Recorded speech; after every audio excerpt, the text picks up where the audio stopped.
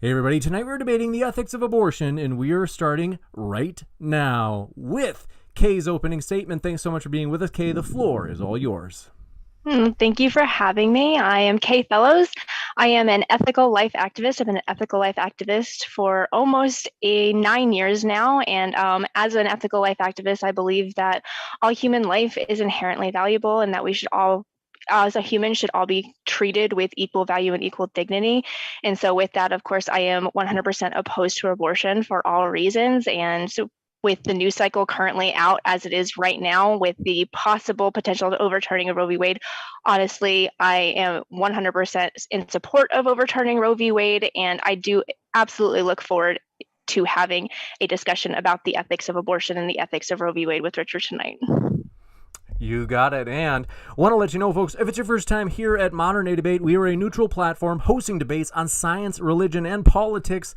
And we welcome everybody from all walks of life. And hey, if you haven't yet, hit that subscribe button, as we have many more juicy debates coming up. For example, Infrared and JF will be squaring off on communism versus capitalism in the next week. You don't want to miss it. So hit subscribe. And with that, thanks, Richard, for being with us as well. The floor is all yours. Right. You welcome anyone and everyone from all walks of life, even Richard. Yeah. So I'm deeply grateful to be here. I mean that seriously, actually. So thank you. This should be a good debate. Before I make an opening statement, I wanted to ask Kay just a couple of questions just to kind of get some things. So are you a Christian?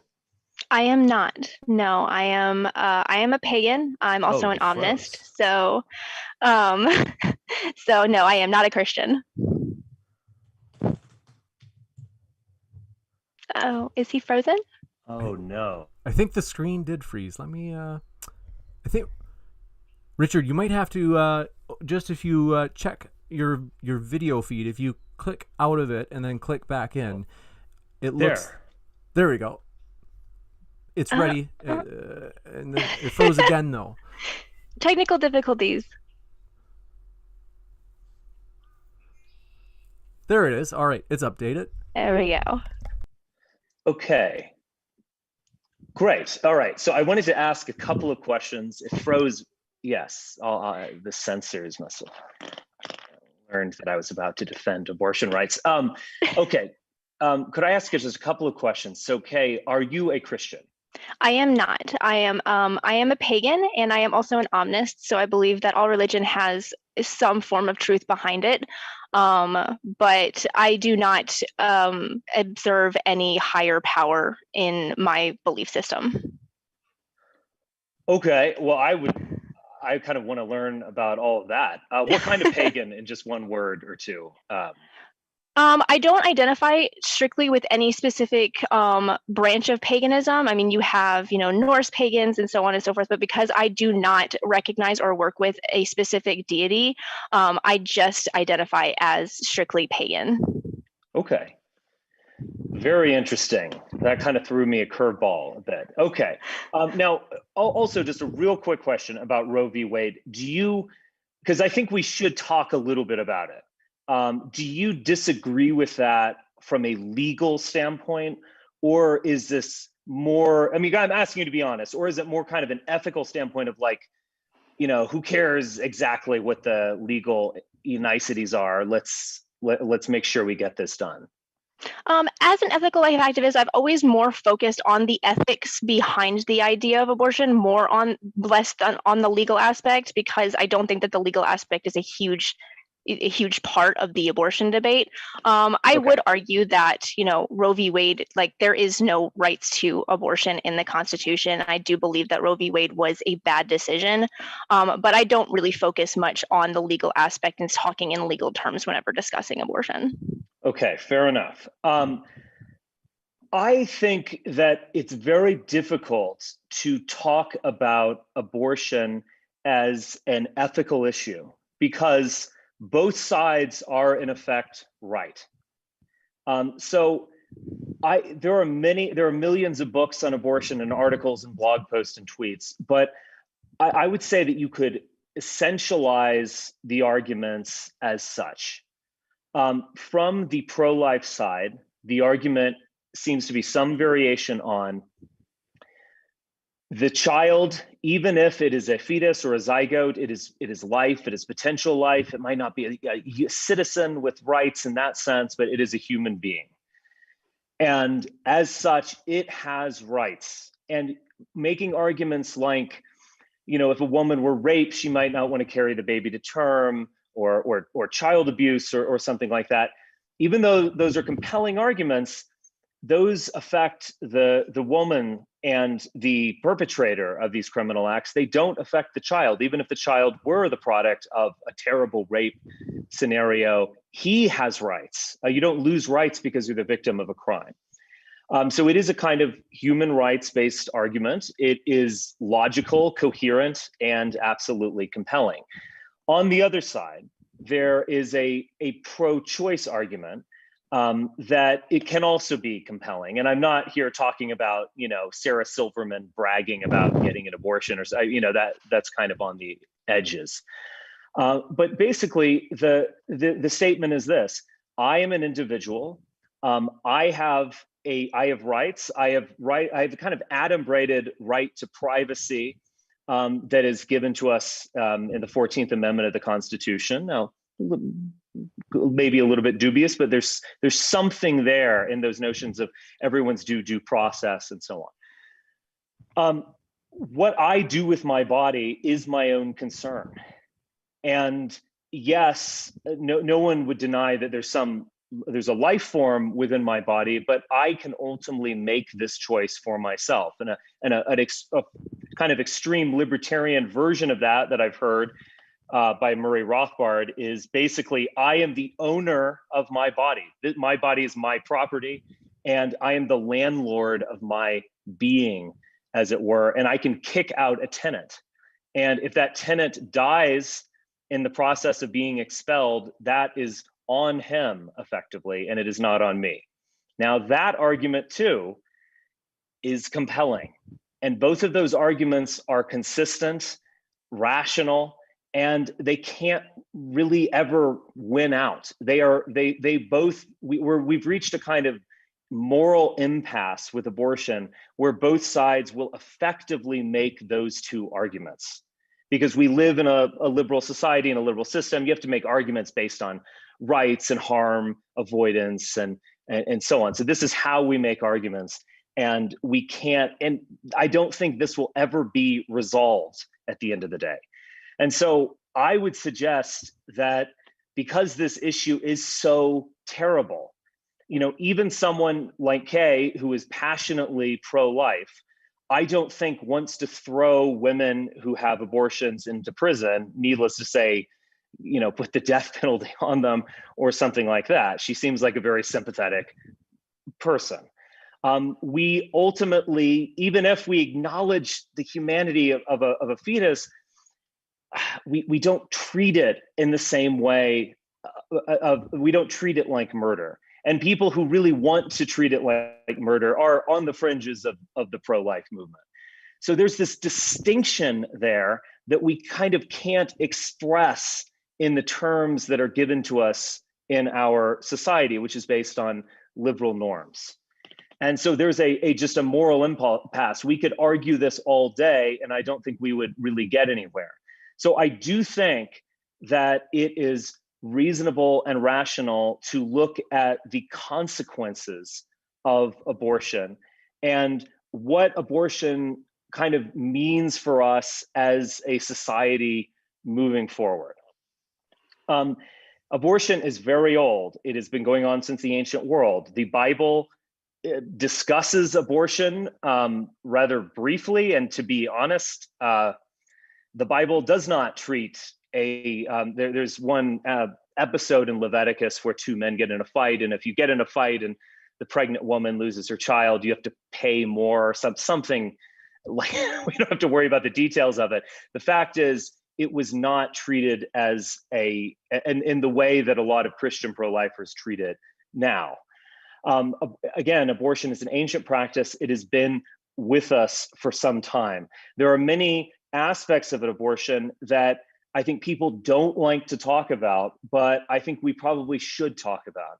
One of them is that I actually have the number. Yes, 15% of women who have abortions are actually married. So there's a notion that, that I hear from, pro-lifers or maybe right-wingers of other kinds of, abortion is for these shrill feminist career gals, and they just they don't have the time to take care of a baby, and they just want to go make money and have sex or whatever. Well, that's not really what we see. 30% of abortions are to people who are married or cohabitating. So actually a large percentage of abortions take place when a couple recognizes that their child is going to have serious problems. And Down syndrome is probably the most notable of these, but there are other issues. So we make very hard moral decisions all the time that we don't really want to talk about. And I'll just say two more things, and then I'll go from there. Most women who have or a large percentage of women who have abortions are actually at or below the poverty level. Now, that leads me to a couple of different conclusions. First off, those children probably are going to have a very difficult time growing up because they're going to lack support. Now, a good pro-life argument is to say, we need more support. We need tax credits. We need welfare. And that's morally consistent and perfectly reasonable. But let's also kind of be honest about this. There is a intelligence negative correlation with women who have abortions. And it's not something we like to talk about, but the fact is, lower income people, it is associated with a lower intelligence, a lower, aspects of sympathy and empathy and understanding and open-mindedness. Maybe it's not really the worst thing in the world for that population to be controlled and to be controlled in a way that's humane, that they can make that choice and that it is open to them. I would also suggest this. I think many reasonable people have abortions even as couples, and they make a very tough decision that they probably don't want to talk about. There are a lot of women out there who will post their abortion on Instagram or some horrible thing like that. They will go out into the streets, basically making fun of children and childhood itself, and just thinking this makes me who I am. My ability just to get rid of a child at abandon. Now, I think that's a minority, a very vocal minority, but it is a minority. And I would ask people who are confronting this issue and who are pro-life, do you really think that that type of person is going to settle down and be a happy housewife if you just made abortion illegal? I think she will probably find a way, for one thing. But secondly, 30 seconds I'm left. not sure I want those people reproducing themselves in the world and bringing children who are going to inherit so much from them, environmentally and genetically, to have great numbers in society. Now, these are kind of tough things. I'm willing to say them, but I think we need to at least contemplate them, because if we make it an abstract legal issue or an abstract moral issue, we're just going to hit an impasse. You got it. And thank you very much for that opening as well, Richard. Want to let you know, folks, as we mentioned, Modern Day Debate is a neutral platform hosting debates on all sorts of topics. Hit that subscribe button if you haven't already for more juicy debates. And we're going to jump into the open conversation now. Thanks so much. Kay and Richard, the floor is all yours for that open dialogue. Okay, so I'm going to kind of back up and address everything that you said a little bit one by one. I want to go back to kind of talking about the moral issue. And I think that you brought up a lot of really, really good points. I mean, there is validity to each argument. And I think that you laid out the main pro-life argument and the main pro-choice argument pretty well. Because regardless of how many arguments abortion supporters go through, it really does circle back to the bodily autonomy argument. Like, it's my body, I get to decide what to do with it. And the pro-life argument is inherently, from the moment of fertilization, this is a human being that has rights and needs to be recognized as an equal human being by society and needs to be protected. And it is an incredibly difficult thing. And you did mention, the people that are on the fringe of the pro-life movement that want to see women be put in prison or even be given the death penalty, depending on what state they're in. They are the very, very vocal minority. In pro-life activism, we do separate ourselves between them. We are pro-life and they are abolitionists. And but the reality is that, Roe v. Wade was announced that it might be overturned. And then within like 24 hours, Louisiana was proposing bills that would give women the death sentence if they were to seek abortions. This isn't something that is unknown in pro-life activism, and it is something that needs to be talked about and addressed, because that's not what pro-life activists stand for, and they need to be incredibly vocal in combating that. The reality is that there is nothing on planet Earth that is like the relationship that is pregnancy. There is no comparison that can adequately be made. Like in this situation, we wouldn't have somebody do this, so why should we expect them to do it in a situation of pregnancy? Pregnancy is an entirely unique relationship between an unborn human and the pregnant person that is carrying them. And there is somewhat a conflict of rights here. And I think that pro-life people overwhelmingly do not do a good job in addressing the fact that, yes, women absolutely should have autonomy over their bodies. But in the case of pregnancy, unfortunately, there are two equally valid, equally valuable human beings in this situation. And we need to address the situation as such, that there are two human beings. We want both of them to have the rights to their own body, their rights to not die. And it's incredibly complex. So let's come at this with actual comprehensive solutions. Unfortunately, we live in a country where, there are two very, very combative political parties that use abortion to score political points. And so we're not able to have those conversations on an actual legislative level in order to actually find those solutions that are going to help women in these situations. The reality is that the majority of abortions take place under some level of coercion. And whenever I say that, people assume that I mean that somebody is pressuring women to have abortions, so like a spouse, a romantic partner, a family member. And that does happen. And it is a pretty significant portion of abortions that happen under that level of coercion. But there's also other kinds of coercion that lead women to having abortions: financial instability, instability in that romantic relationship where they do fear that their partner is going to leave them and they're going to be a single parent, fearing that they're not going to be able to finish school, fear that they're going to lose their job, so on and so forth. And so whenever you look at abortion from that standpoint, coming from it as a pro-life activist and somebody that wants to not just see abortion be illegal. Like, we can make abortion illegal tomorrow and it's still going to happen. Abortion bans only bring down the abortion stat somewhere between 14 and 21%. But there are other things that bring the abortion rate down. And pro-life people, I think that there is a significant portion of us that do support this, but unfortunately we do run into the issue of the politicization of it. I am personally a progressive. I'm a leftist. I vote very progressive. I do not vote Republican because I only agree with Republicans whenever it comes to abortion, and then most of the time, not even then. But because abortion has become so incredibly politicized, you have majority of abortion-minded people voting Democrat in hopes that they're going to keep abortion legal, and they don't really factor in whether or not these people that are saying that they support these systematic issues like universal health care, paid paternity leave, things that Democrats have been saying for years that they're going to give to us but still haven't. And then you have pro-life people over here voting for legislators that are openly fighting against this, where these are proven to bring abortion rates down, but these pro-life politicians are openly fighting us and trying to get these enacted to actually bring abortion rates down.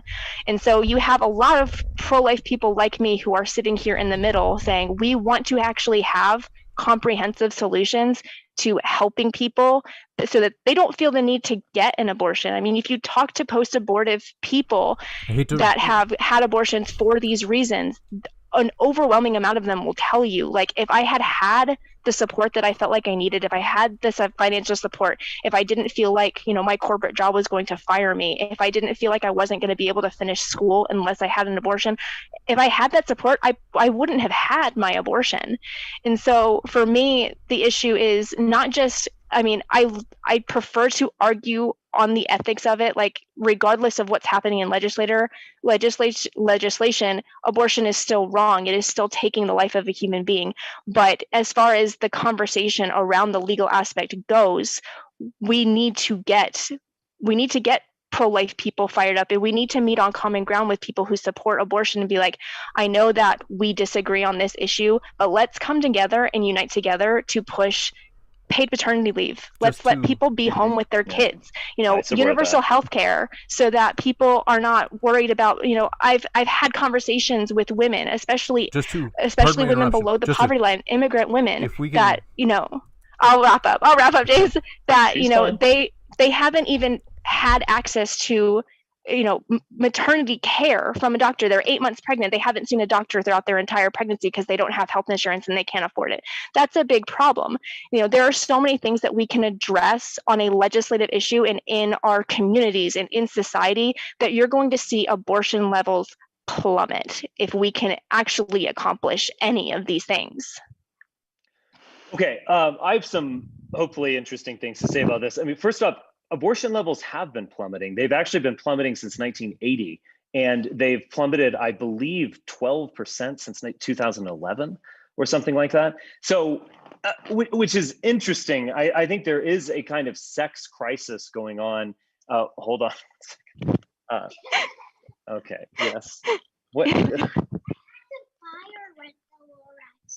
Yeah, you can rent the Lorax, yes. Okay. Right. Such a good movie. Yes. I've never seen the Lorax. Okay. Where was I? Abortion rates have actually been plummeting since 1980. They've been plummeting significantly in 2011. I think there's actually a sex crisis in modern America in many ways. Teen pregnancy is also down. But what are the causes of that? Are we becoming more moral, or are we becoming more obsessed with pornography and isolated and lonely? I think the latter is actually the cause of that.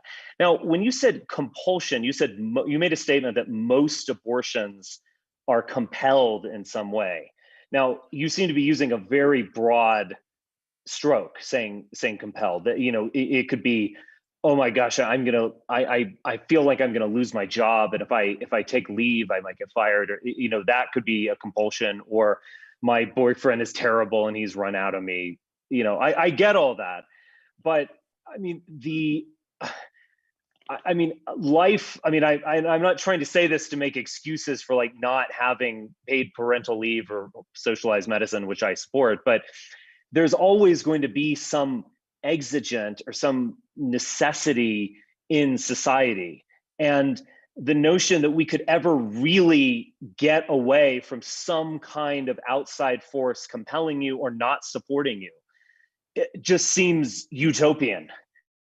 And maybe having abortion as some kind of outlet, not the first one, is a proper method in this.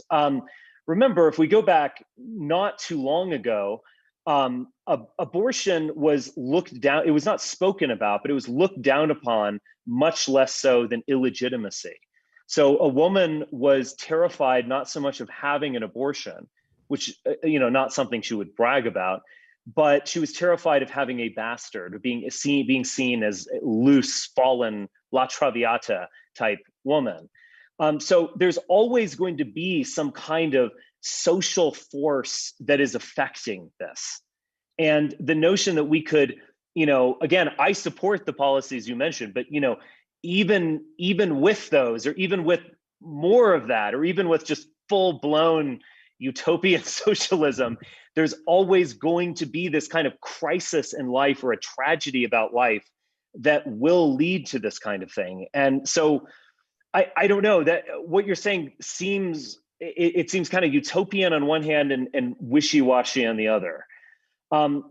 The other thing I wanted to mention was the politicization. Now, I don't know you very well, but I have a very strong sense of you that you're very open-minded and sympathetic and genuine. I don't get any sinister vibes from you whatsoever.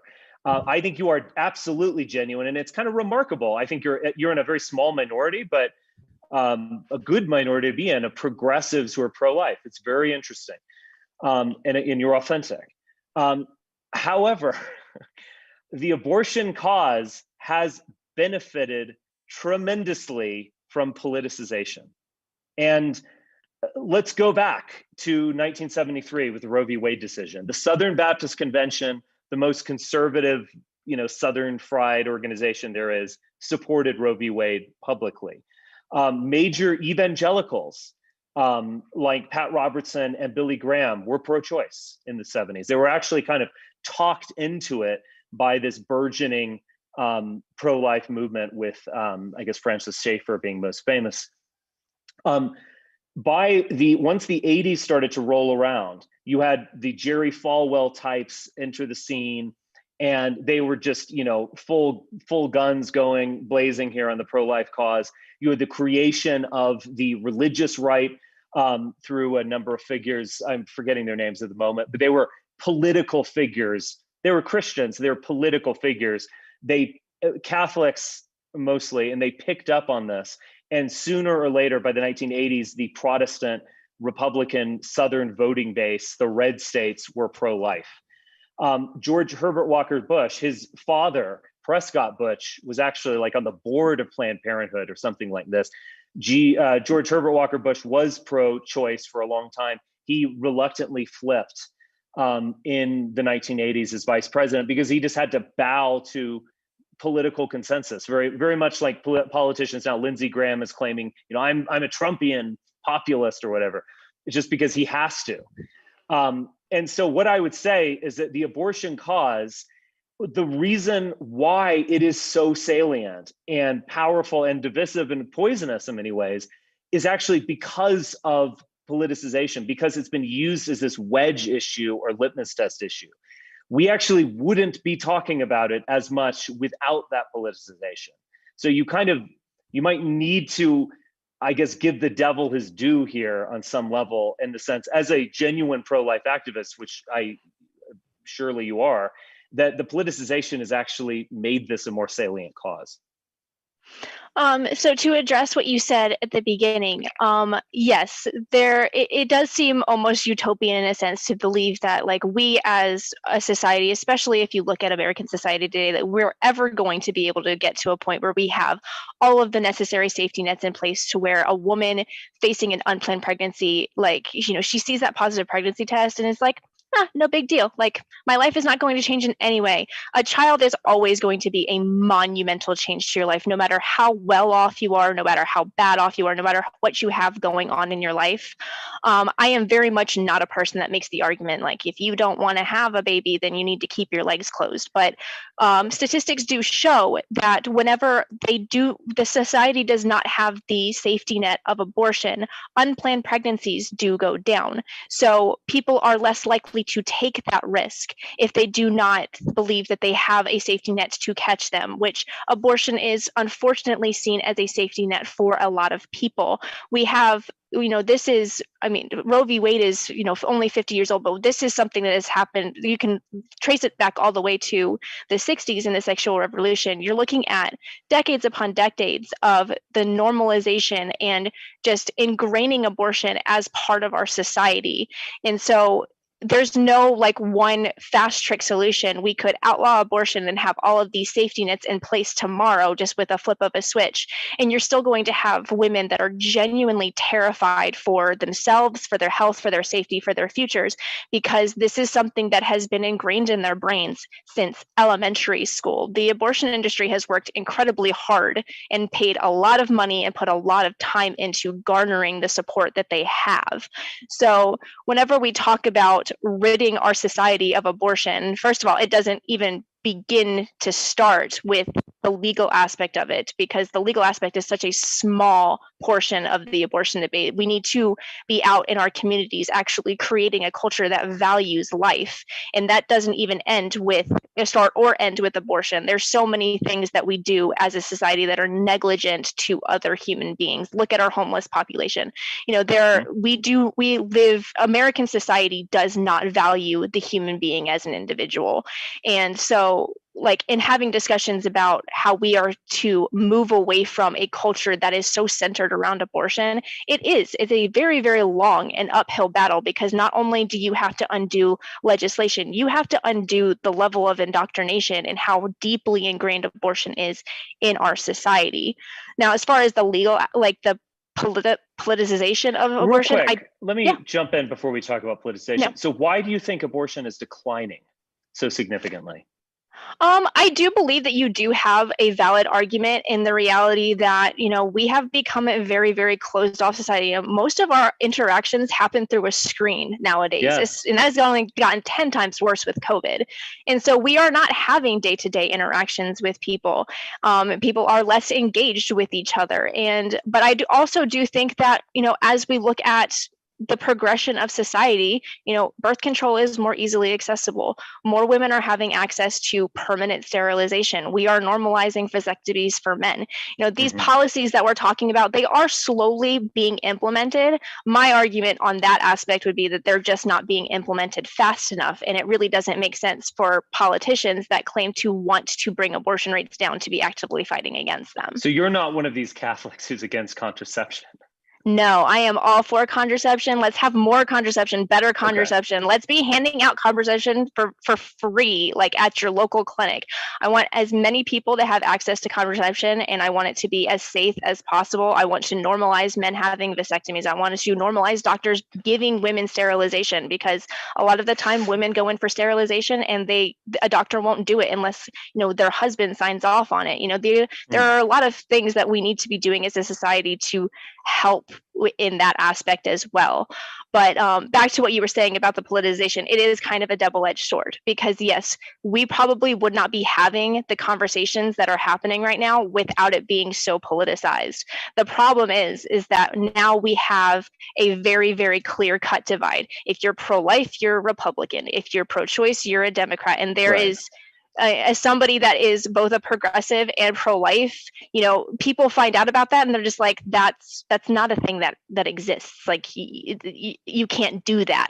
And the reality is that, yeah, like you can, because this isn't a political issue. It's been politicized to the point where if you want to run we saw this with Donald Trump. If you want to run as a Republican, all you got to do is get a few key talking points from pro-life activism, spew them out on the debate stage, and you have the pro-life movement for the most part eating out of the palm of your hand. The Democrats have done the exact same thing with abortion access for pro-choice voters. And at the end of the day, the elections happen, everybody is in their elected office, and then here we are sitting with absolutely nothing being accomplished for either side in regards to the abortion debate until the next election cycle comes around. And then all of a sudden, abortion is a hot talking point, and people want to run on that hot talking point and do absolutely nothing. And it's not just about creating policy. We see it whenever we see these anti-abortion bills that do not represent at all what pro-life activists are trying to do. Take Louisiana, for example. They're talking about giving women the death penalty, and pro-lifers are like, no,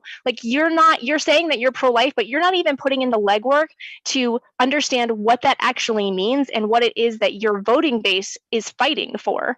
So there are good aspects to it being politicized, but it's gotten so politicized to a point where it's actually become a detriment to both sides. Okay. Those are good responses. I have some new topics I could go into, unless you want to moderate. Okay, I'll jump. So this is very curious, because you're a pagan leftist, divine kind of person. Yeah. Okay. So I guess I'm more used to talking about this with maybe someone who's a traditionalist. So what kind of world do you want to see? Do you have kind of maybe a hidden traditionalist bug in you that you actually kind of do want, like motherhood and childhood and things like that? Or are you kind of just like, all life is, value, all life has value and do what you want, just, which one are you? Give me a sense of I am very much like, if I could flip a switch tomorrow and have like my ideal society, it would just be like, I don't care how you live your life, do whatever it is that you want to do, as long as you are not harming other people. And I just want to have a world where we value all human beings as equal members of society. It doesn't matter what your political opinions are. It doesn't matter what your religion is. It doesn't matter what your sexual orientation is. It doesn't matter what your gender identity is. Treat all human beings the way that you want to be treated. And if you are doing that, I do not care how you are living your life. Okay. Do you think that let's say that Roe v. Wade gets overturned, which that seems very likely after seeing that draft. And do you think that this will bring about a kind of trad revival in some way? Or do you think, what do you think will happen? I think that whenever you're looking at the states that already have trigger laws in place, like as soon as that motion is handed down, abortion is outright banned in these states. Right. I think that you're going to see a lot of people trying. They're going to try to push back into that very, very 1950s bubble. And that's why, whenever this news broke, I was very, very vocal about, okay, this is what we've been working towards for 50 years. It's about to happen. Now, pro-lifers, put your money where your mouth is, get out in your local community, get out in your states, and make sure that you are actually presenting yourself as pro-life, giving people support. This isn't about shoving your religious or your social ideology on other people. This is about saving lives. Now get out there and emulate that in your communities, in your states. The majority of the pro-life movement is right-wing, traditional, conservative. But there are many, many smaller factions within that. And I do believe that there is an ever-growing portion of even the Christian, evangelical, right-wing, Republican, pro-life movement that is, okay, we shouldn't be trying to outlaw contraception. People need to have access to that. This isn't about what my personal ideology is. At the end of the day, it is about saving lives, and this is how we more ethically do so. But you are going to win because they outnumber people like you. In the sense of there are many Catholics and even Protestants who do want to outlaw conception. And I mean, don't you think, because that is what the pro-life movement is, don't you think we might actually kind of be headed towards those kinds of scenarios, at least in red states? I think initially, and I will be perfectly honest, I think initially, whenever, this is right off the bat, like Roe v. Wade's been overturned, these trigger laws are going into place, the trads are going to hop on this, like, this is what we've been looking for, like, we need to take advantage of this moment.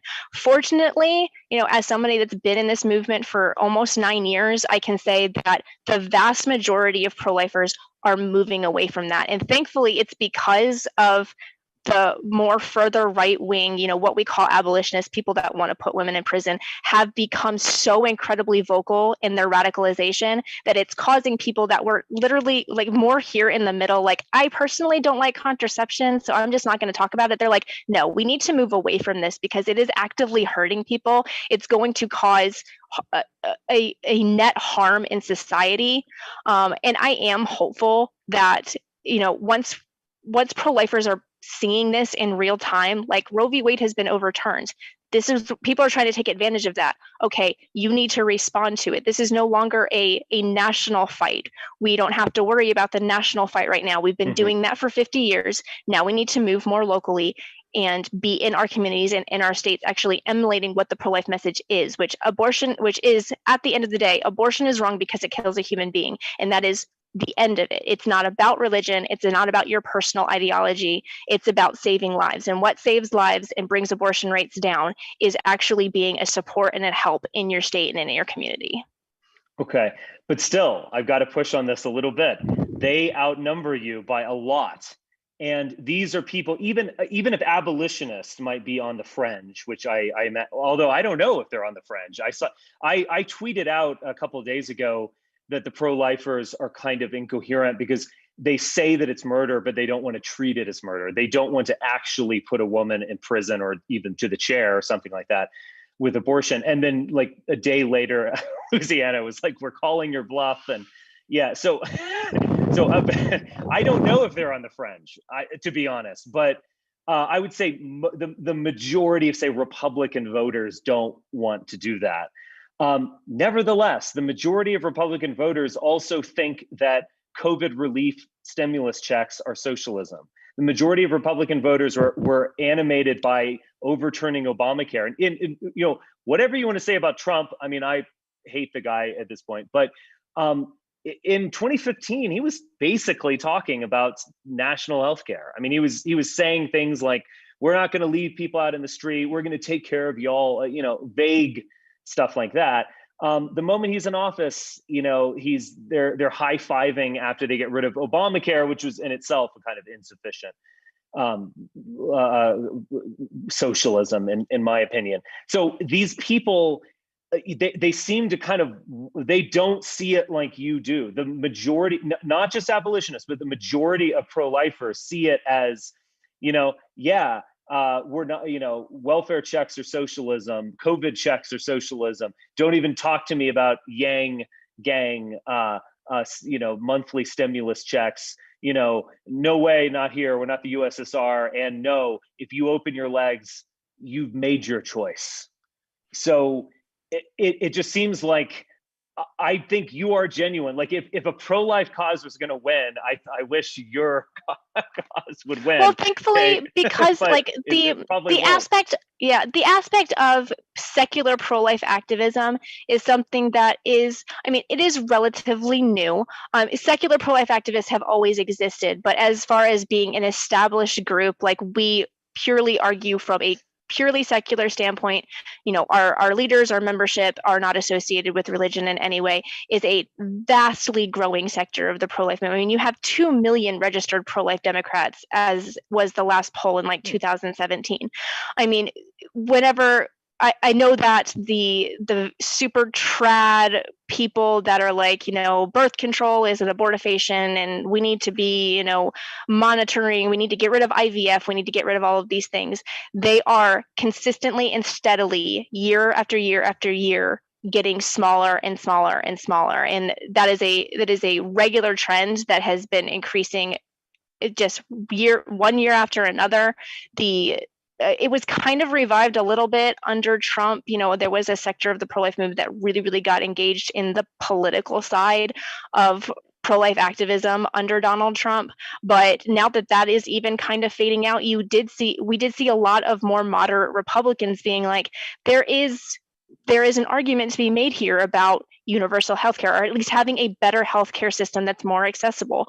Obviously, we should not be outright banning contraceptives. Maybe we talk about having better options of contraceptives or normalizing more research into contraceptives, because, female birth control is not something that is regularly enhanced on, even though it has horrible side effects for women. These are things that we are actively seeing people abandon. Now, granted, the abolitionist movement is gaining traction. Unfortunately, they are becoming more vocal as they become more radicalized, and something like overturning Roe v. Wade is going to cause them to become more vocal and more radicalized, because they have their own agenda to push. But thankfully, the more moderate pro-life movement, the people that are genuinely out here, they want to save lives, they want to protect women, is an ever-growing faction, and they are more than ever prepared to fight back against these policies. They are becoming more vocal about even politicians that they like being like, this is not what we stand for, and you need to stop pushing this because you are actually going to get women killed. We had a video that was going around on social media the other day. I believe it was out of Oklahoma, whenever they were talking about the pro-life bill that they just passed in Oklahoma. It has protections very, very specifically laid out in cases that women have ectopic pregnancies. And this is something that pro-life activists were very, very active in whenever pro-life bills were coming out of all separate states. Like, you need to make sure that you are outlining this very, very clearly so that women can get access to this care. But you had a sitting congressman talking about, like, I don't understand why this is in here. Ectopic pregnancies are still human beings. Why are we not protecting them? And it's like, this is what you need to understand. Like, you need to have the understanding about what it is that you are legislating, because you're going to get women killed. And we are seeing a very, very significant pushback from pro-lifers across the political spectrum, across all religions, being like, no, this is very, very cut and dry, clear. People need access to contraceptives because it brings the unplanned pregnancy rate down, which brings the abortion rate down. People need access to better health care. And we are seeing a political shift in pro-life activism specifically towards a more progressive ideology surrounding these issues, specifically because it brings abortion rates down. Okay. Let me ask a couple other questions. So I want to probe a little bit on the religious angle. So we now associate Christians with the pro-life movement, but if you do go back to the 1970s, it was actually a little more complicated than that. Protestants were generally pro-choice, but didn't want to talk about it due to a lot of Catholic leadership of the religious right. They got these Protestant voting base hot and bothered about the abortion issue and ready to vote Republican no matter what and no matter who, and including Donald Trump, who's probably caused hundreds of abortions personally and paid for them. Just an allegation, but no, I think I'm right. So it's a weird thing, but it's a deeply Catholic issue specifically. But it does seem to me a kind of Christian issue, maybe even a Jewish issue as well. Because do you think, and I would like you to flesh out a little bit of your own religious, commitments and so on. But, the ancient pagans did not have any problem, any moral issue whatsoever with exposure. That was basically if a child was sickly or deformed, it was thrown out to the wild, and it was seen as a kind of public health measure of sorts. I mean, it's extremely cruel when we talk about it now, but it was a reality, certainly in Roman times. There were early Christians that were denouncing the practice. By the 15th century, you had popes almost becoming pro-life or kind of pro-life in certain ways. But do you think it does, that notion of everyone's a human being, and thus, regardless, this human being deserves to live. Don't you think that does, would we think like this without Genesis 1? God created it goes something to the effect, God created man and woman in his image he created them. In the sense that the human being is a kind of icon of Elohim, and thus has I wouldn't say divine status, but is a kind of image of God, a child of God in that sense. And that, that was actually a moral revolution, a kind of egalitarian moral revolution promoted by the Pentateuch. And that it kind of, I guess what I'm getting at is, if you follow me, do you think this actually is a deeply Jewish and Christian cause at its heart, and that an actual pagan would, an actual pagan, at least in the ancient world, he's not bloodthirsty or sadistic, but he wouldn't have a problem with exposing a deformed or mentally retarded child?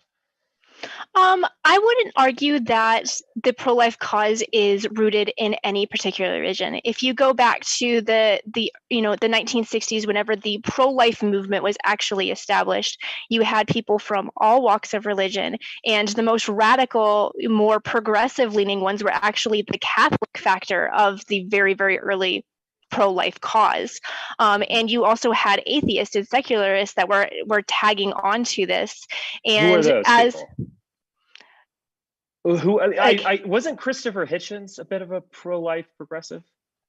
Little bit. I mean, like you Yeah. have, you have But so who? many different factors of pro-life activism and so many people that want to take credit. Like we started the pro-life movement, but in reality, whenever the conversation was starting in the United States of normalizing abortion and making it legal on a national level, there were people from all walks of life, all religion, belief systems that were like, no, this But is cannot that happen. This is true? not I've got to okay. press you. I've got to press you on this. Is that true? Because like Francis Schaeffer, and he was the evangelical. I mean, a major evangelical Christian. So I mean, is that true that secular atheists were pro-life? Yes, even back as Who? early as the 1960s. I can actually send you a link. I can't because I'm streaming from my phone right now because my computer is broken, but I will send it Okay.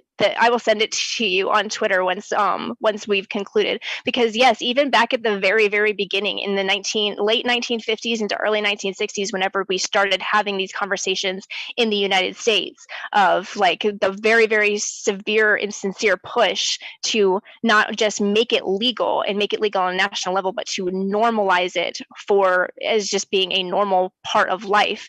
People from, Catholic, Christian, and, there are several different factors of Christianity as well, from all different factors of Christianity, secularists, atheists, coming together on the common ground that, abortion is wrong because it takes the life of a human being. Now, as we moved into the 60s and 70s with the sexual revolution, you did see somewhat of a divide there because, obviously more evangelical Christian people were pushing back into traditionalism. They fought actively against the sexual revolution, not just because of abortion, but because they didn't believe in sexual promiscuity.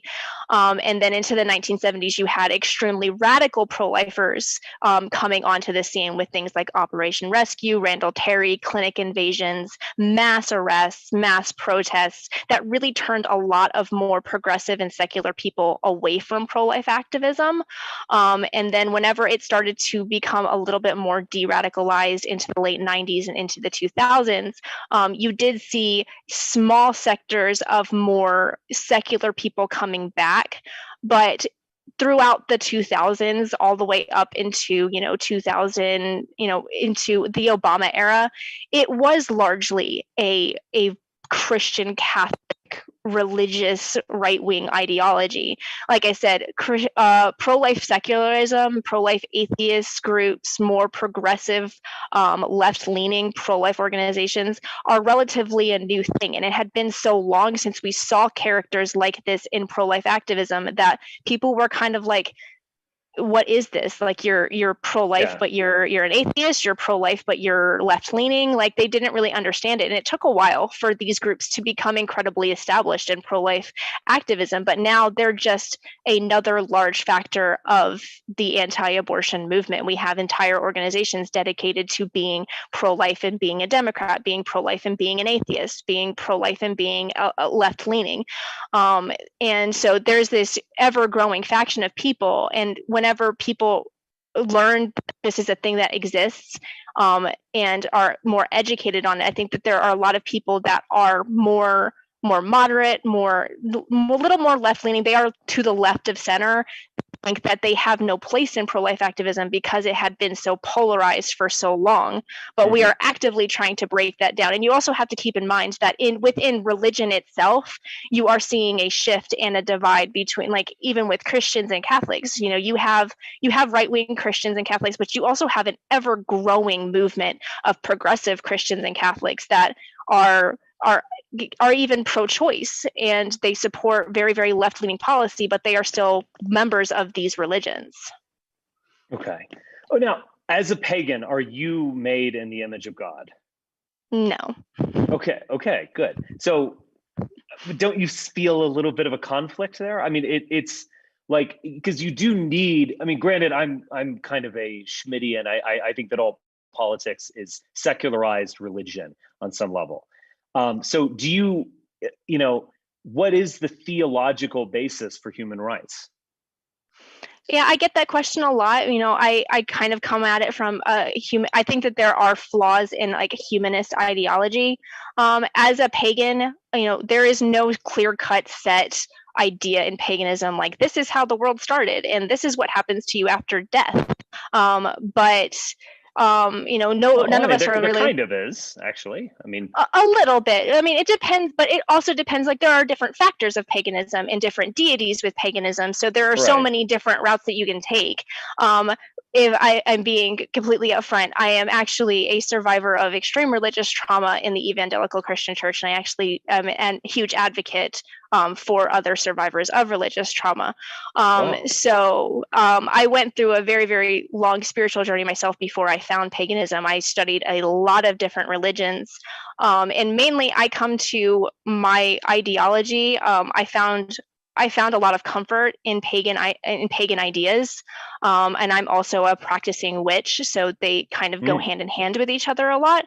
But for me, as somebody that harshly rejects that idea for myself personally, I really come to the conclusion of, if human life is valuable, then all human life is valuable. And if it's not valuable, and if we do not have the inalienable right to life, then everything becomes subjective and society falls apart and our communication with each other as other human beings falls apart.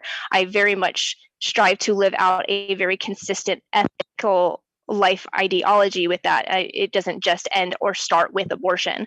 And I do believe that people can have a very consistent ideology in regards to rejecting the idea that we can draw lines and barriers of this. It's okay to kill a human being at this stage, but it's not okay to kill a human being at this stage. But do you think the Roman Empire suffered from like chaos? In this sense, or even, I mean, I could put it another way. I mean, child mortality used to be very high.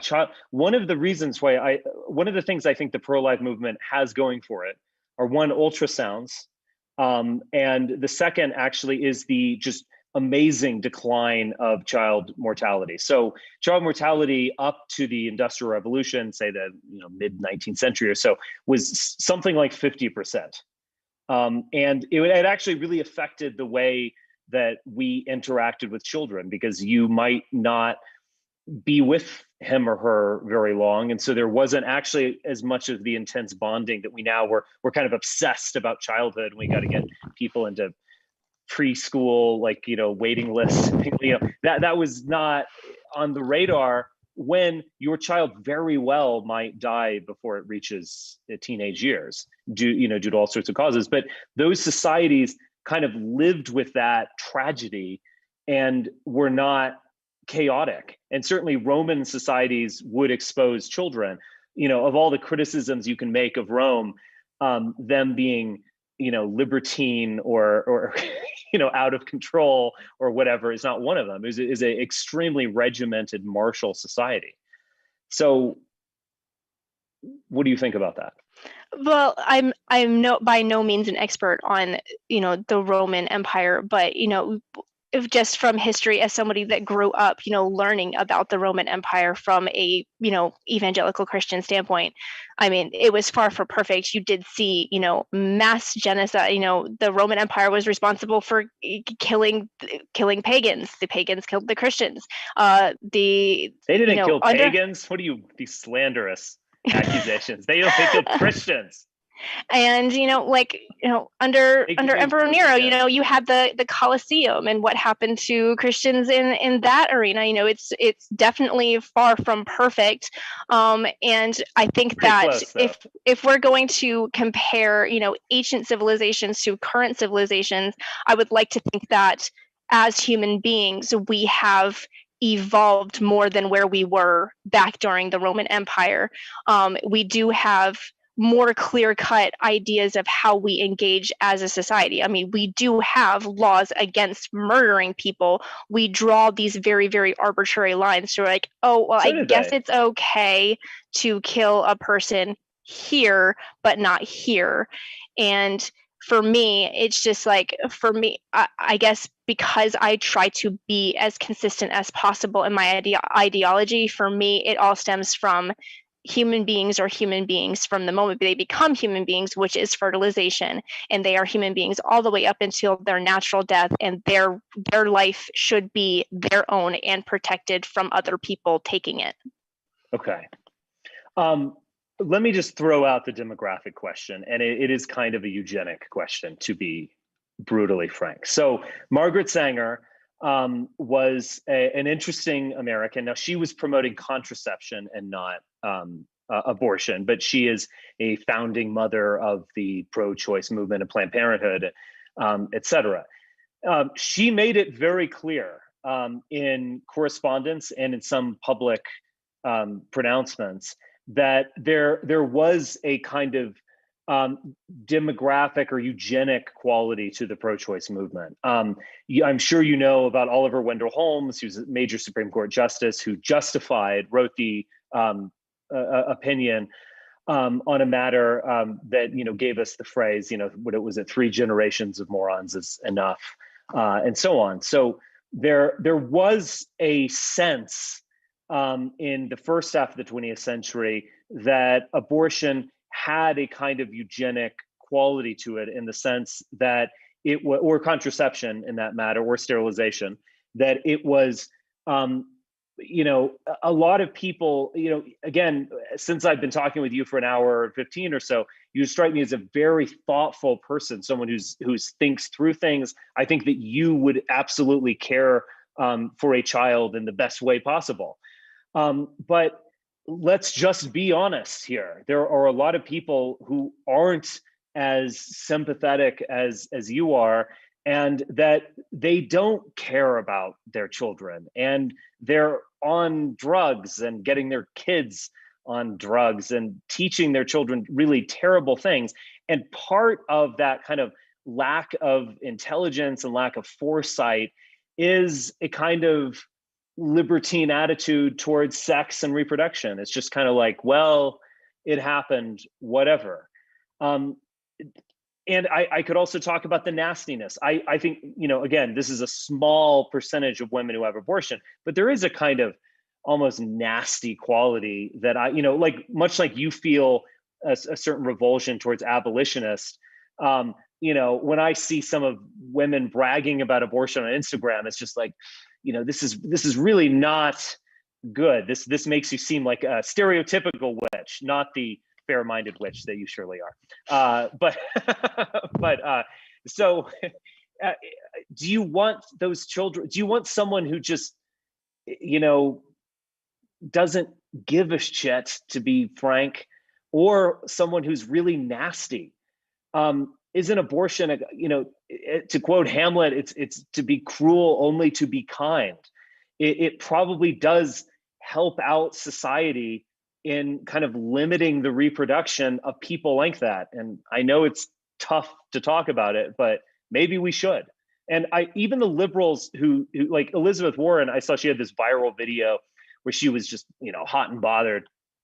And she was saying, most of the women who seek abortion are, impoverished or in need. And we have all these, people of color and immigrants, wasn't that an almost kind of like flip side of Margaret Sanger? I mean, if you just rearrange the words, but use the same words, you could see Margaret Sanger saying that and saying, basically, we want to limit the reproductive capacity of people who have lower intelligence, to be brutally frank. So I know it's tough to talk about, and I don't want to get this into some kind of, acrimonious argument, but what do you think about that? Okay, I think you've made I could pick out 3 different arguments here. First, I wanted to address the nastiness, because this is something that I argue with other pro-life people about a lot. As someone who has had very, very intimate and emotional conversations with women who have been like this, I'm always strongly urging pro-life people to be extremely cautious in how they combat those conversations, that rhetoric, and how they respond to these viral videos of women, shout your abortion, and so on and so forth. whenever you talk to post-abortive women, and there are a lot of post-abortive women who are actually pro-life activists, and they are incredible activists because they have a deep understanding of specifically this issue. This is a very, very common trauma response that women will exude whenever they are post-abortive. For a lot, like, I'm not going to say that it's for every single one of them, but there's no way of knowing which ones are and which ones aren't. So I always approach these women with every ounce of empathy and compassion that I can, under the assumption that she is lashing out at me as someone who is pro-life because she is dealing with the emotions that often come with being post-abortive.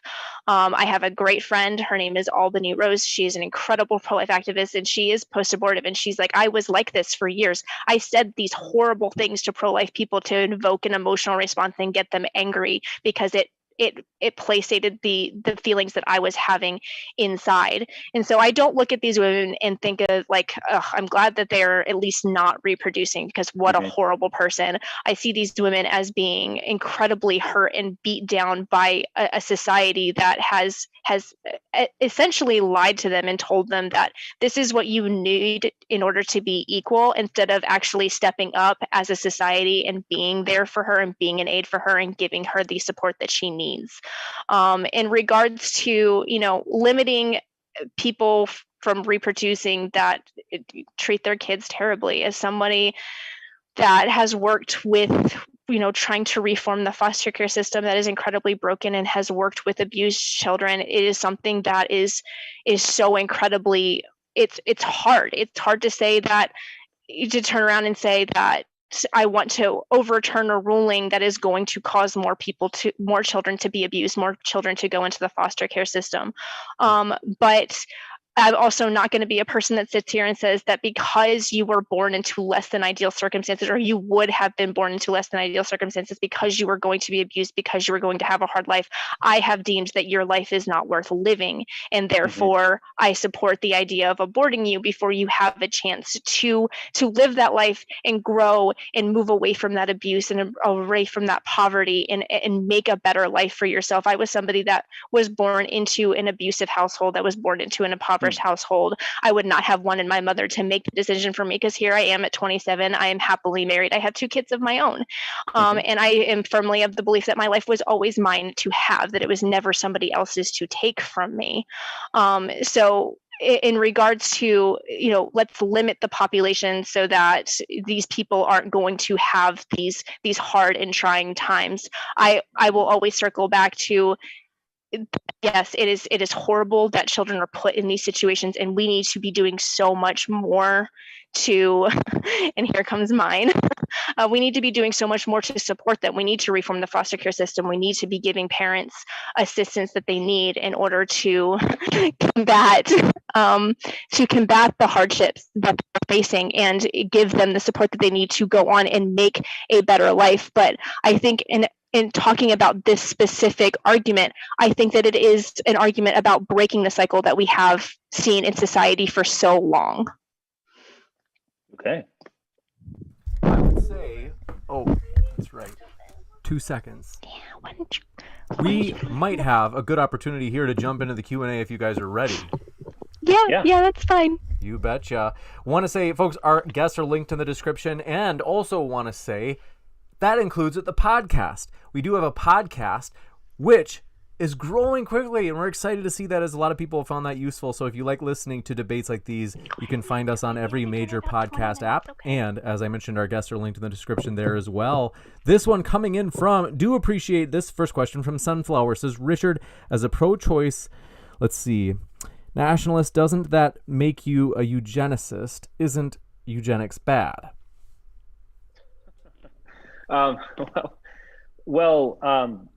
Yeah, no, I don't think eugenics is bad in itself. I think it's been stereotyped as something that is completely inhumane, when we all practice eugenics in our life all the time. Every parent wants their child to meet a good-looking, intelligent, well-to-do, husband or wife. And we we resonate with people who are beautiful and intelligent and healthy and so on. We're all eugenicists at heart. So I don't think eugenics in that sense is a bad thing. Now, I would say that I kind of agree, I guess I agree with Bill Clinton of, abortion should be safe, legal, and rare. I don't think that abortion is some kind of ideal form of a prophylactic or contraception or eugenics or anything like that. I mean, I recognize what it is, and I think there are just much better ways of engaging in an overall eugenic agenda than abortion. It should be a kind of last resort, but I absolutely don't want to make it illegal. And I think there's a kind of tragedy to it. In some cases, I think in some cases it's not as tragic so much as it is a rational decision. As I said, I think the statistic, I can go check on it, is 14% of abortions are performed by married women, and then 30 are performed by women who are cohabitating. So this strikes me as a large percentage of abortions are engaged as a cruel to be kind measure about a child that is defective and deformed, et cetera. And that just is what it is. It's not something I really want to talk about, but it's something that most Americans are okay with. And if you judge them by their actions and not by their rhetoric, even people who might identify with being pro-life might be okay with it.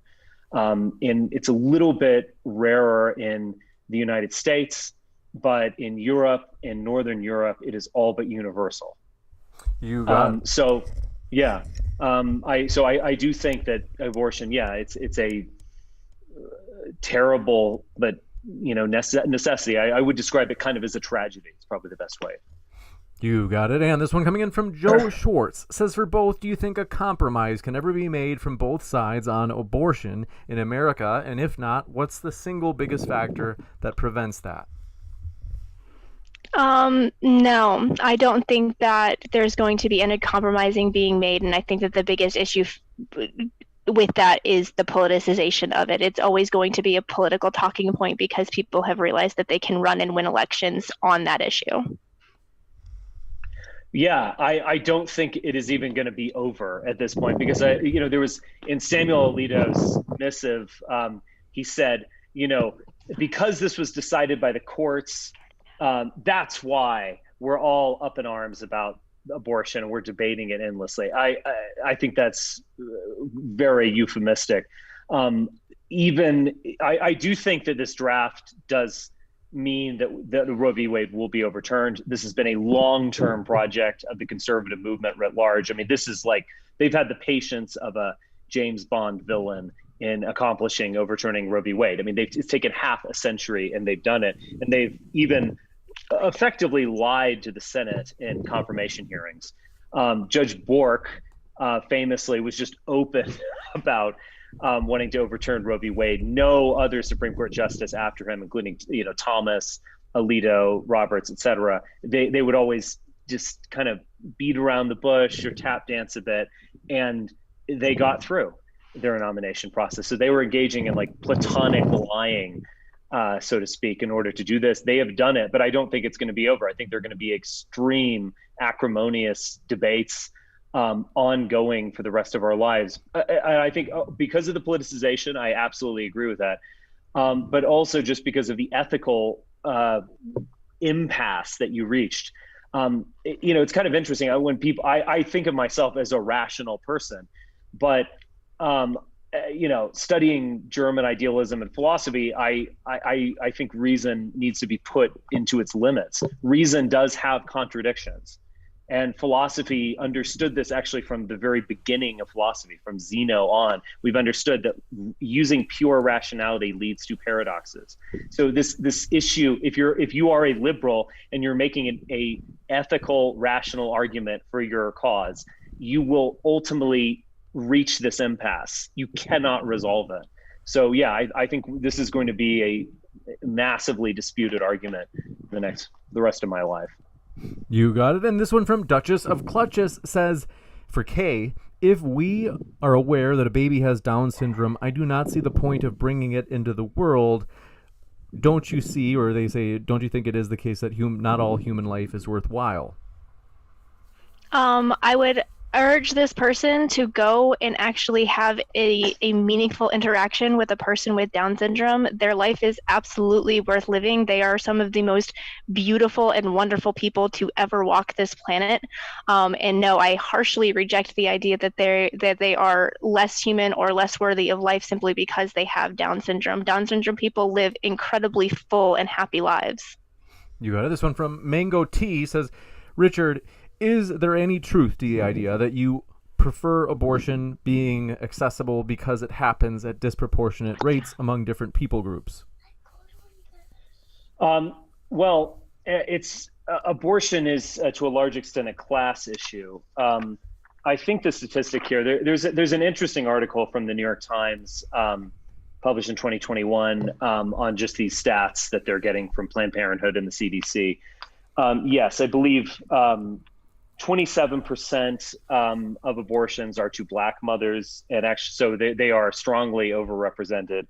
10% are to white mothers, so whites are underrepresented in this. But I have also, I've laid my cards on the table in terms of the, I would say it's more of an issue of intelligence and personality profile more than anything, more than say race. But to the degree that those cross over, yes, you could say that, that's a factor, but it's more about, again, I really do appreciate Kay's perspective because there is no question in my mind that she is absolutely authentic. But the idea that we're really going to solve these problems, even if we had a much more active welfare state or socialism or things like that we're going to solve just the problems of human nastiness, which is largely genetic and low intelligence. We just have to be honest about these things. And sometimes it is best to be cruel, only to be kind. This one coming in from Yehuda Finkelstein says, Richard, no, he's a long time. He's my biggest fan, yes. Okay. Even though he disagrees with me all the time, he remains my biggest fan. Remarkable. They say, Richard, do you want natal policies like Iceland, where genetic counseling is widespread and Down syndrome has been basically eliminated? Yes. And I would want pro-natal qualities. I've joked about this, that we should outlaw contraception, but not abortion. And my reasoning is that if you are intelligent enough to use contraception, that means that you should be having children. And abortion is, it's a post facto last resort for anyone. No one, I don't think, outside of a very, very few, no one really wants to have an abortion. You just have to do it by necessity. Whereas using contraception involves foresight and intelligence and planning and seriousness. So those are exactly the type of people who should be having children. So yes, I would promote widespread genetic counseling. And also I would go up to promoting, subsidizing highly intelligent people, subsidizing physically attractive people. Your physical attractiveness correlates with intelligence and all sorts of good personality traits. I would absolutely be totally in favor of that. You got it. And this one coming in from Dan Shire says, are governments obligated to legislate out of society things it deems unethical? If yes, is that universally true? If no, what makes abortion worthy of legislation versus other unethical activities? I think that's probably for you, Kay. For me, yeah. I identified as a libertarian for a really, really long time. And even then, I was still of the opinion that if the government has any purpose whatsoever, it should be to protect humans from being systemically killed. So whenever we're discussing the issue of abortion and whether or not it's worth the government stepping in on, I mean, human beings are being killed on massive levels, 2,363 humans every single day, to be exact. So yes, I do support the idea that a government should be stepping in to at least regulate this to some measure. You got it. And Lacey Ann, thanks for your super sticker support, as well as Quani Upstate says, to both people, at what point do you think a baby becomes a baby with rights as opposed to a collection of cells without rights? Well, I'm pro-life from the moment of fertilization. So at the moment of fertilization, whether or not they become a baby is subjective because baby is not a scientific term.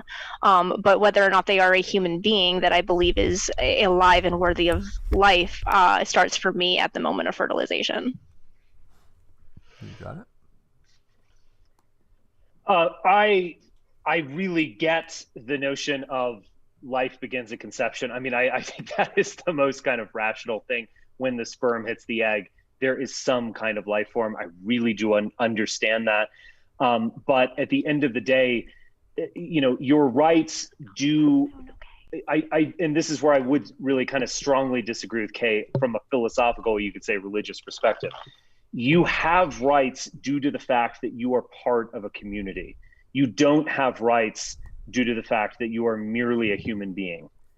So I ultimately don't have rights if I went to the Congo just on my own and said, oh, well, you know, you got to respect, you know, this and that. I want due process here. I don't have the right to do that. I only have the right to do that in my country because I'm a citizen. And so rights are political. They are not moral. So I would strongly, I think that's just a place where we have a just foundational disagreement. And that's, of course, okay. So no, you have a right once, in a way, you have a birth certificate once you are acknowledged by the state. So I'm sure this is driving former libertarian Kay crazy saying this, but yes. You got it. And Mr. Monster says 3 questions. Should a woman be allowed to get an abortion if she is at risk of losing her life? Also, what trimester does life begin? That was basically what was just asked. And can a fetus suffer? Well, so we'll go with the first one, namely, should a woman be allowed to get an abortion if she's at risk of losing her life? This is something that is widely contested across pro-lifers as far as personal opinion goes. But what is important to note is if you look at every pro-life legislation that has passed into law thus far in the United States, there are very, very specific drawn out legal protections for women to have these procedures whenever it is necessary. Now, there was a statement released by a large group of pro-life OBGYNs a number of years ago to say that there is at no point, there is no issue that takes place during pregnancy to where abortion is absolutely medically necessary to save a woman's life. But for the safety of women in these situations, pro-life legislation is drafted in a very specific way to allow for procedures to happen, so that in these situations, if a doctor deemed it necessary to terminate the pregnancy, they could. Gotcha. And then they ask, can a fetus suffer? Oh, yeah. That is also something that is widely contested as of right now. I believe that the scientific consensus on whether or not a fetus can feel pain is in the 20 to 21 week mark. There have been new studies to come out to suggest that they can feel pain as early as 12 weeks. And more research does need to be done into that. But yes, a fetus can absolutely suffer. It's just a matter of scientific debate and learning more about fetal and embryonic development to determine exactly whenever that begins.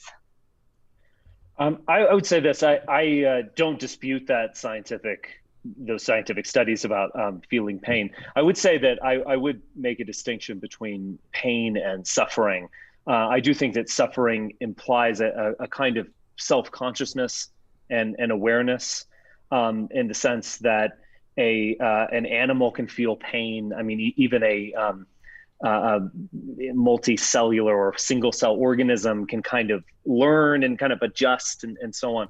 But it's really we humans who have language and consciousness who can suffer.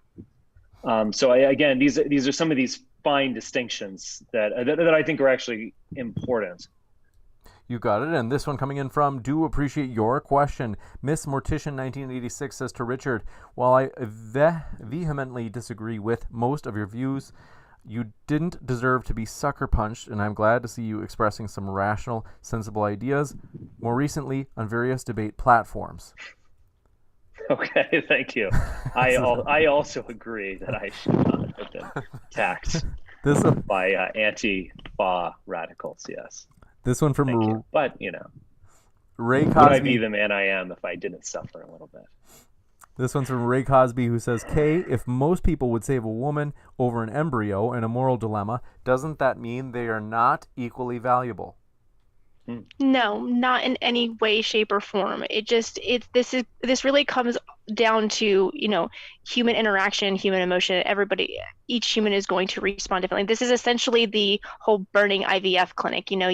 There's a burning IVF clinic on fire. You've got a tube full of, fertilized eggs, and you've got a 5-year-old. Which one are you saving, the 20,000 embryos or the one 5-year-old? Well, it's just going to be human nature and human instinct, because you can make an emotional connection with that 5-year-old, that you're going to choose the 5-year-old. It doesn't mean that the 20,000 lives that were sitting in that container didn't matter. It's just that you, as a human being, because you have human emotion, made the emotional connection with the 5-year-old and made a split-second decision to save them. You got it. And should we dismiss human nature? I'll just jump in on these. Are kind of philosophical questions, but I think your audience will appreciate it. Should we just dismiss that as human nature, or should we actually say that reveals something? Because I guess from my perspective, you can really get lost in just pure rationality. I mean, for instance, like Kant thought that morality did have to be just purely rational. And you had to do unto others as you would like them to do unto you. You had to do an action that could be universally universalized. Let's just put it that way. And so, thus, if you are hiding a political prisoner in your basement, and the police come to talk to you, you cannot lie about him. So when you see that kind of that injunction that you find in pure rationality, doesn't that lead you to believe that rationality should kind of be put into its place? That that actually human nature reveals more? Like the fact that you, as you admitted, and I don't think anyone would disagree, if there were a burning clinic of cells and a 5-year-old kid, and you could only save one, every single person is going to save them. Now, you could just dismiss that as human nature or impulse, but isn't our impulse and human nature deeply intelligent? It's evolved over millions of years to think this way. We would not have survived without that evolution. So can't we learn something from that, in fact? I don't disagree with you that there is, I think that the complete dismissal of human nature for rationale and saying that rationale always has to win out, right. It harshly rejects the fact that we are human beings. We have emotions. We have irrational thoughts and feelings. But like this scenario could be turned around and be like, you have a 5-year-old and you have, an 80-year-old. Which one are you saving? That's going to come down to more.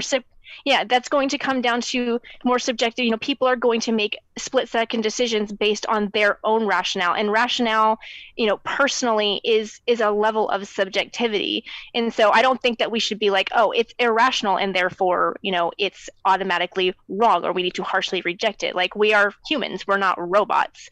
And that's where, more nuance into this conversation needs to happen. And unfortunately, we don't have it currently in the abortion debate. You got it. This one coming in from Do Appreciate Your Questioner. Question Jupiter Darman says, as a pro-choicer, Kay's pro-life argument is the only one worth listening to. Might disagree with the conclusion, but I love the consistent reasoning. Got a fan out there, Kay. Yeah, I agree. Yay. This one coming in from Joe Schwartz says, for both, do each of you have a favorite video game? I'm not much of a gamer. I wasn't really allowed to play video games growing up, but I do play Minecraft every once in a while with my husband, and I very thoroughly enjoy it. It helps my ADHD brain. I really like playing on chess.com. So my favorite video game is just chess. I'm addicted. I have been for years. All right. And then Peter Teft, and yeah, we do have just a few more questions, and then so folks, please don't, no more questions. We got to wrap up pretty quick here. This one coming in from Peter Teft says, should a secular pro-life view take race into account? Not taking race into account seems like a de-radicalizing tactic. The pro-white movement has revitalized pro-life movement currently, in my opinion. Thoughts? I'm not sure if I fully understand the question of whether or not secular pro-lifers should take race into account. I don't believe that race is really a factor in arguing against abortion. I don't believe that anybody of any race should be having abortions. So I don't know how the idea of race factors into being anti-abortion in any way, much less being a secular anti-abortionist. Gotcha. Thank you very much for your question. This one coming in from, do appreciate it. Mango T says, let's see. Richard, do you just want to reignite the Roman Empire? And let's see. Yep. Gotcha. This one coming in from the Crawdaddy029 says, let's see. They say pro-lifers sound immoral to me. They say, quote, I don't care about your consent as long as that person gets to use your body for their benefit, unquote. Kay, is there any truth to this? No, I mean, I think that there are people that claim to be pro-life that would argue this, but it is not a rejection of, I don't care that you don't want this. You're going to do it because I want you to. It is definitely not a place that I argue from. It's not a place that majority of pro-lifers argue from. Like I said at the very, very beginning of this, it is somewhat a conflicting of rights. You have a woman that does not want to be pregnant and a fetus that has the right to not be killed. It is very, very, very important coming from a pro-life perspective that you take into account and have as much compassion and empathy for the fact that there is a living, breathing woman that is in this situation and does not want to be. And it is a very, very complex situation, and she needs to have compassion, empathy, and she needs to have support. You got it. And Ben Jammin, thanks for your question. Your question, there was a duplicate question of it asked maybe about 10 minutes ago. So I'm going to jump over that one. And I promise it was asked, though, if you want to scroll back. And this one coming in from M says, ask Spencer if he thinks political party factioneering hurt the discussion on abortion and other issues. Yeah, I mean, I think it is a double-edged sword, though, because as I said about an hour ago, I don't think the abortion cause would be as salient without the politicization. And so it's a difficult thing.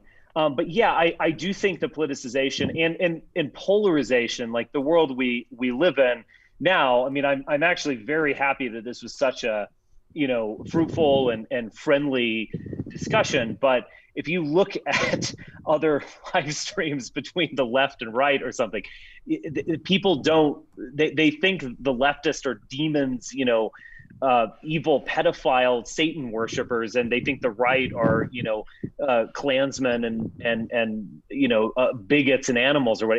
There's no ability to have common ground where there was even in my lifetime.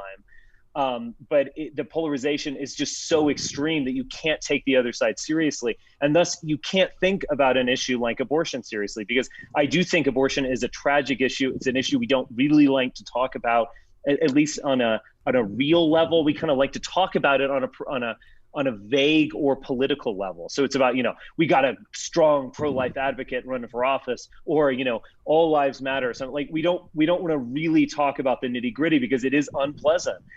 To be honest. So it's kind of a double-edged sword in that way. We're not able to have just an honest, real, maybe even raw discussion about abortion, but I think we've done something to remedy that tonight. You got it. And folks, just want to let you know, we for sure can't take any more questions. This one coming in from the Crawdaddy029 says, there already is a compromise. If you don't like shuns you, abortions, you don't get one.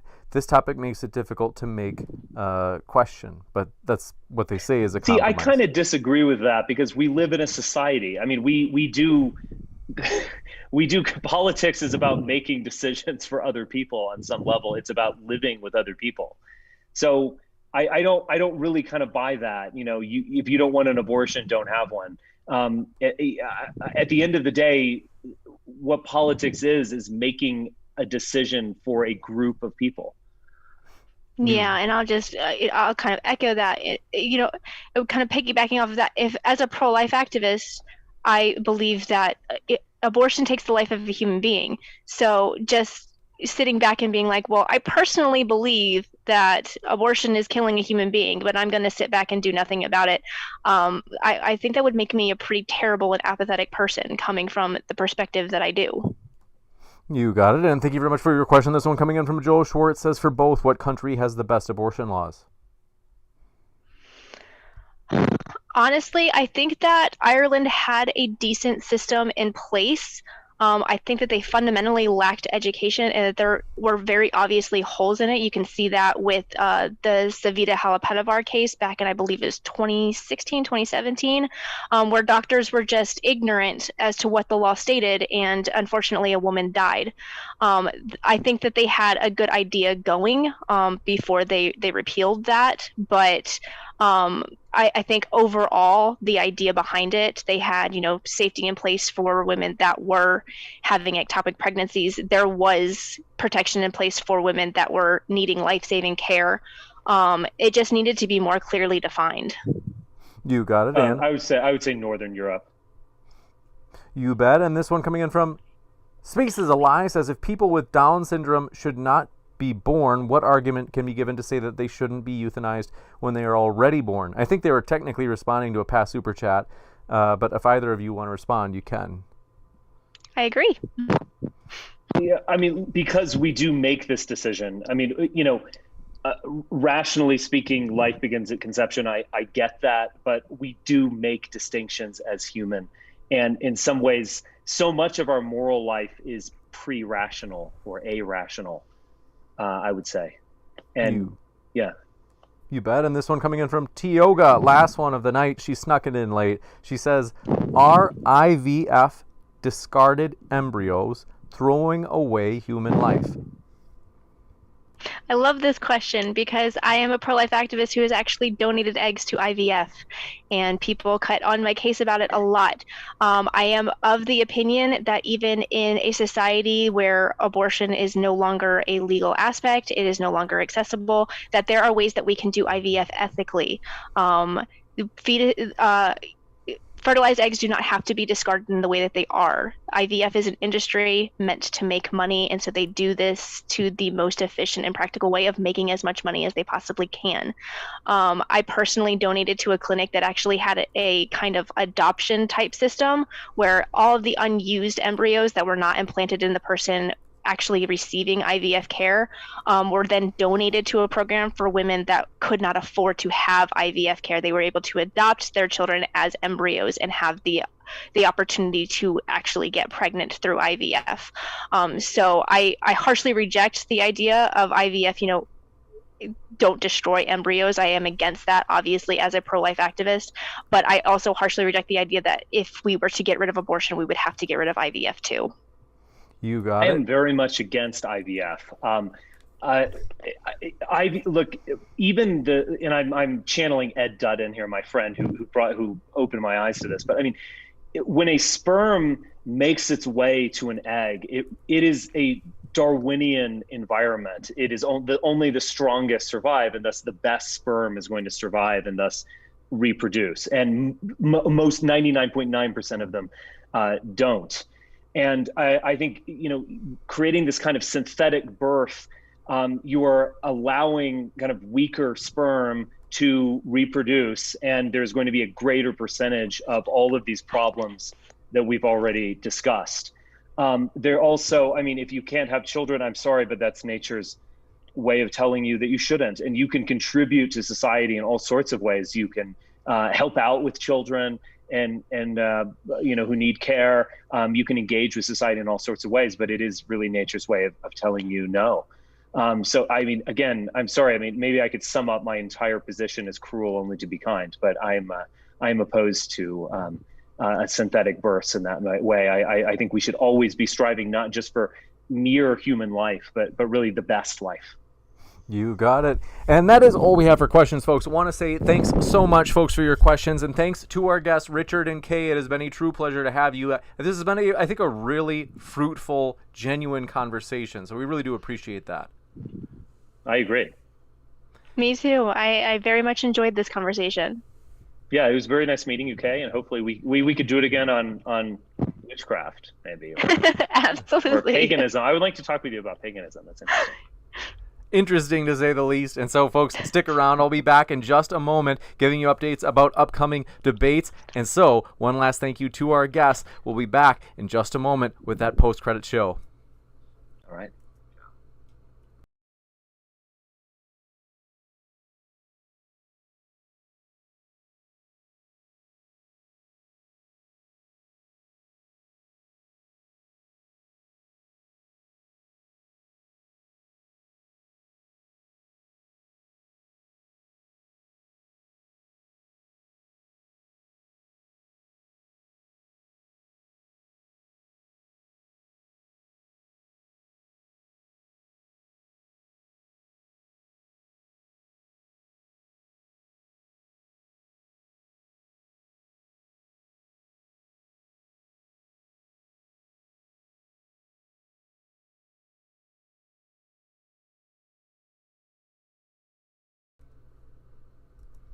Hey folks, glad to have you here, and give me one moment. I'm just adjusting the screen here. Very embarrassing. You guys, I am pumped to have you here. I want to say thanks so much for hanging out with us.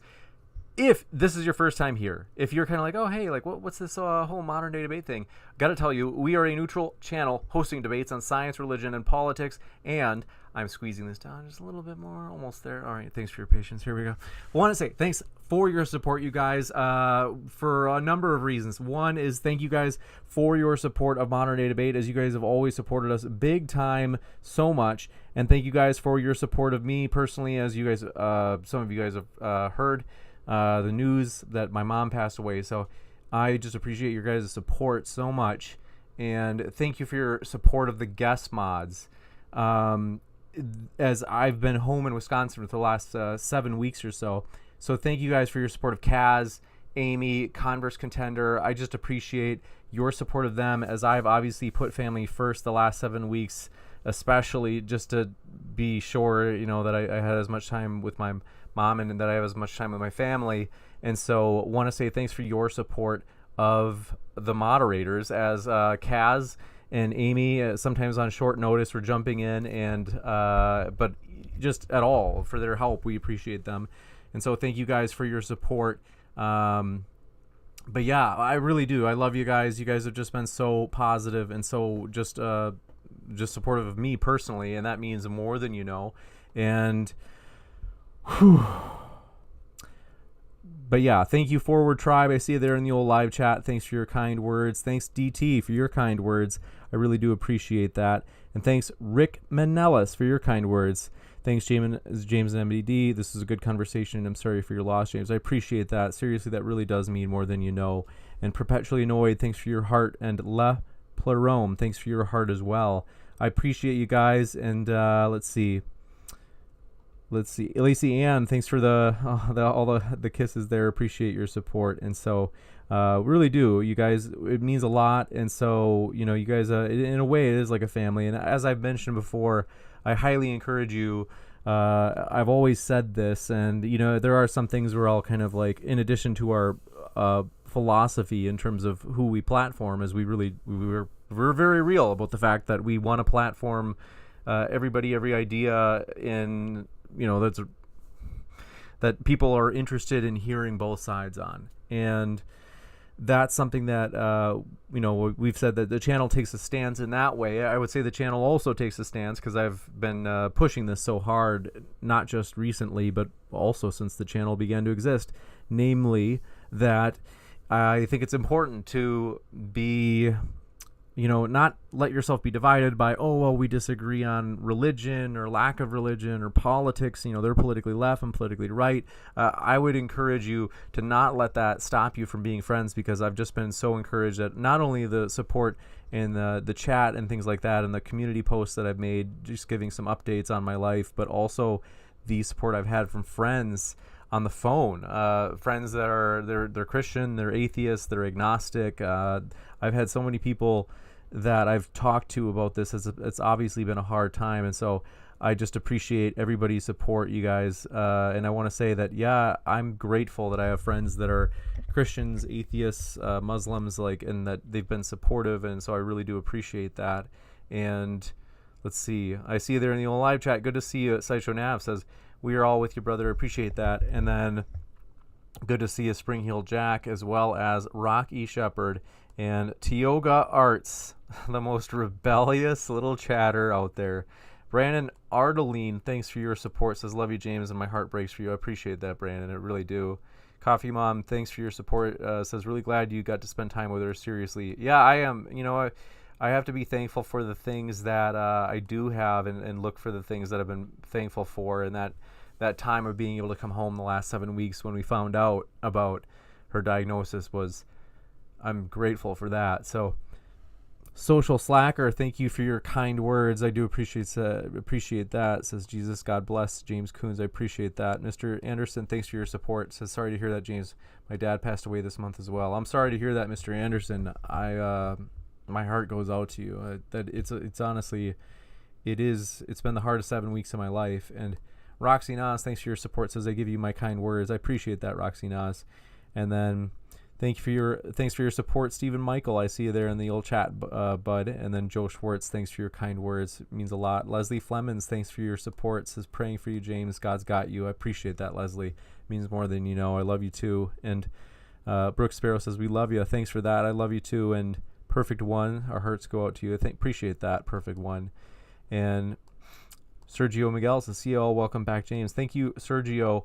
And yeah, I really do. I love getting to be here. It's a fun time for me. I enjoy modern day debate. I always have, and I'm just thankful to do it. So let's see. Sal Sasp, thanks for your kind words. Says, this kind of content is valuable for modern discourse. I appreciate that. That was a civil conversation. I agree. It was great.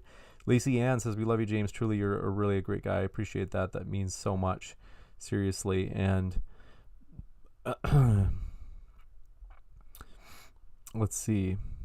Rocky Shepherd, it sounds like your mom has passed away too, and I'm so sorry to hear that. And my heart goes out to you. And Spring Heel Jack, thanks for staying true to your vision, James. I appreciate that. I've been thinking about that. Namely, there's a phrase I heard recently that I like. Namely, that someone said, I would rather be remembered as a person who, did what they thought was right, and not be known as the person who didn't do things because they were afraid of what people would think. And because it's true, it's we've hosted some controversial topics, we've hosted controversial people, but like we said, it's if we're going to be truly fair, we're going to go the whole way with that. We're going to be authentic about it, and people can say they can criticize us for a lot, but we're the real deal when it comes to I think this is a fruitful conversation. I think that it was it was genuine between Kay and Richard. And so Hello says, what an amazing conversation. I agree, Hello. Thanks for backing me on that. And let's see. Let Tornado, good to see you. Appreciate you being here. And John Smith, appreciate you being with us, as well as Richard S. and Lin Yen Chin. Good to see you again. And let's see here. Let's Farm, good to see you. Thanks for your kind words. Says, my deepest sympathies, my friend. Lost my mom when I was your age. Still miss her. That means more than you know. Thank you, Let's Farm. And then let's see. Stephen Michael, thanks for your support. Says, love you, modern day debate. James, you look beat, brother. I am. It's been a hard 7 weeks. So it's if you notice that I don't have quite the same vim or energy or smile. It's probably, I imagine it's going to be another hard, 6 weeks in the future. And so, but we're going to make it, friends. And so I appreciate you guys' support, and I really do. And let's see. Rocky Shepherd, appreciate you being with us. Thanks for hanging out with us. American Populist, thanks for coming by. And, but yeah, thanks for your kind words, Stephen Michael. Appreciate that. As it's a lot of fun to be here at Modern Day Debate. And thanks for your guys' support, though. Seriously, I love you guys. Thanks, Slang. I see you there in the old live chat. And then Perpetually Annoyed says, lost my stepfather to stage 4. I'm so sorry to hear. I'm so sorry to hear about that. And that absolutely is hard.